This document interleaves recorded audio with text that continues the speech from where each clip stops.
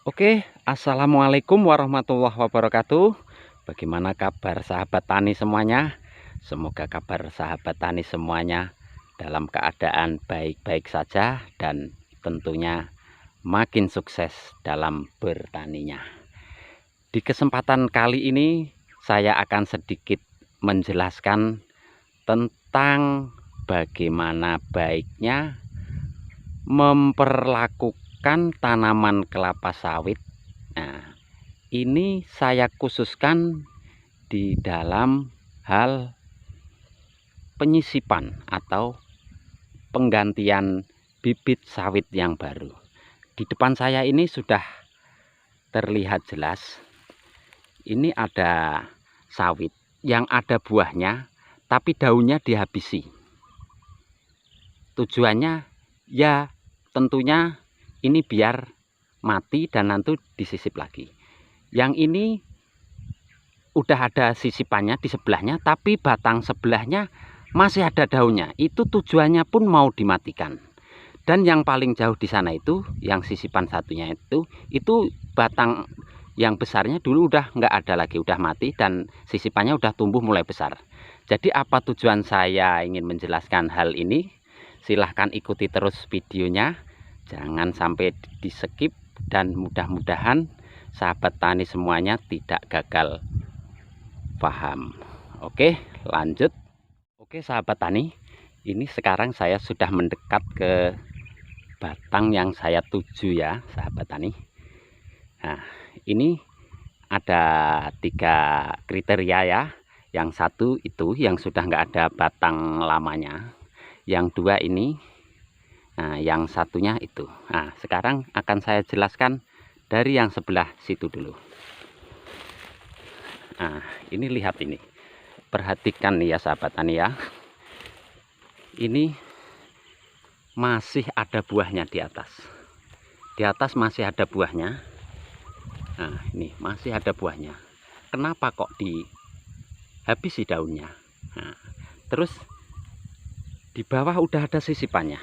Ini udah ada gantinya batang yang dihabisi daunnya. Nah, batang yang dihabisi daunnya ini yang masih ada buahnya ini kenapa diganti? Itu alasannya sangat jelas. Sawit ini bukan sawit jantan. Sawit ini masih sawit bagus-bagusnya berproduksi. Tapi kenapa harus diganti? Yaitu karena sawit ini di bagian ujungnya itu sudah dimakan oleh kumbang. Jadi kalaupun dibiarkan, nanti ujung-ujungnya pun tetap akan mati. Jadi tinggal berapa buah ini dipertahankan seperti ini buahnya. Ini kalau masih bisa bertahan sampai masak, ya nanti dipanen waktu masak.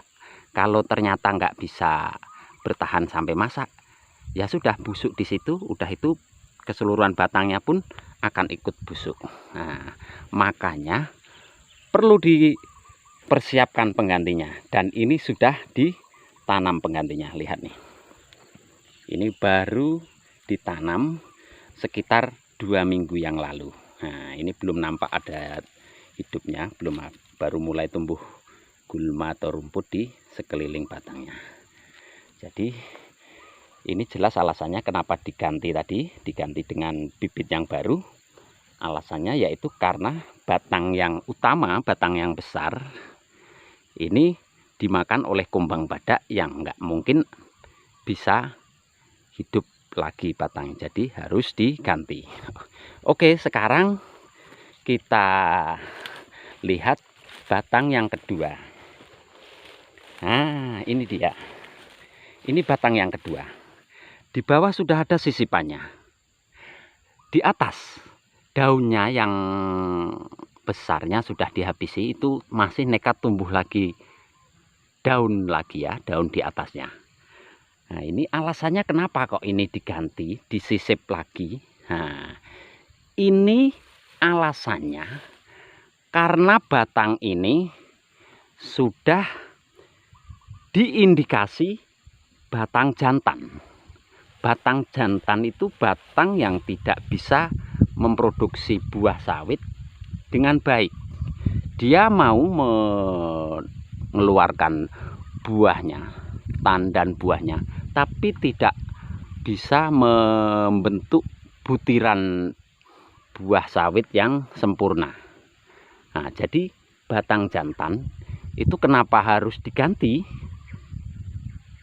Alasannya itu, yang jelas batang jantan tidak produktif.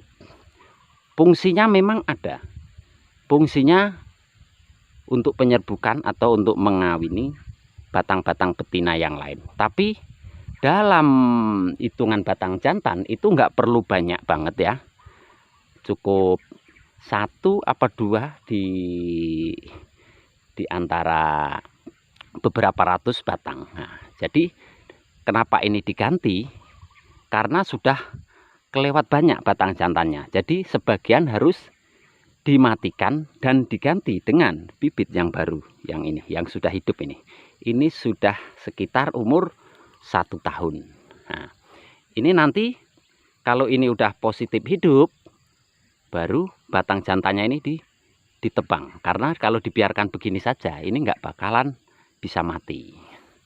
Oke, mudah-mudahan teman-teman dan sahabat tani semuanya paham apa yang saya maksud dan saya jelaskan tadi ya. Oke, sekarang kita lihat batang yang ketiga. Nah, ini batang yang ketiga ini umurnya udah lebih 2 tahun. Antara 2 tahun lebihnya nggak begitu banyak, soalnya ini baru mulai mengeluarkan buah pasirnya, buah yang pertama. Dan ini belum disanitasi, juga belum dikastrasi. Nah, ini dulunya itu juga ada batang utamanya yang seperti ini. Nah, ini dulunya itu kasusnya sama. Batang ini dulunya sudah diindikasi ini batang jantan. Jadi karena sudah terindikasi batang jantan, makanya langsung diganti dengan bibit yang barunya lagi. Nah, jadi bibit yang barunya sekarang sudah berbuah. Kalau dibiarkan batang jantan ini bisa dibilang tidak ada manfaatnya, kurang produktif. Nah, oke, seperti itu penjelasannya tentang alasan kenapa batang sawit yang sudah lumayan tinggi, lumayan besar kok harus diganti dengan bibit yang baru. Yaitu tadi sudah saya jelaskan sana tadi, terus yang ini semuanya sudah saya jelaskan. Mudah-mudahan harapan saya sahabat tani semuanya makin punya pengetahuan tentang cara menanam sawit yang benar, dan tentunya hasilnya bisa maksimal. Ya, seperti itu tadi, yang kiranya kalau ada batang yang udah mati, temakan kumbang ataupun yang jantan, lebih baiknya diganti dengan bibit yang baru biar lebih produktif.